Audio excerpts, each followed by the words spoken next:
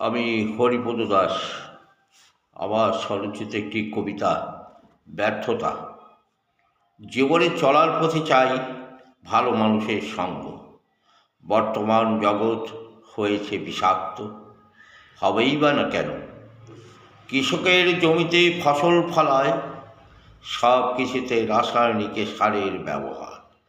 উৎপাদিত ফসল নিয়ে চলে আসে হাটে বাজারে, এই বিষ কিনে খেতে হয় শিশু, বুড়া, জোয়ান সকলকে।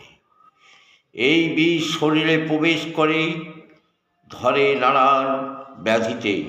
তেমনি আমরা হারিয়ে ফেলেছি আমাদের বোধ শক্তি।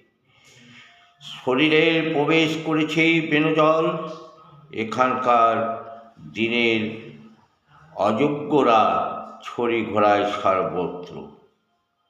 শিক্ষায়, সাহিত্যে, শিল্পে সব জায়গাতেই মাথা নাড়েন অযোগ্যরা। এর জন্য দায়ী বর্তমান সমাজ। আমাদের এই প্রজন্মকেই সঠিকভাবে শিক্ষা প্রদান করতে পারেনি। এটাই আমাদের সকলের ব্যর্থতা। নমস্কার।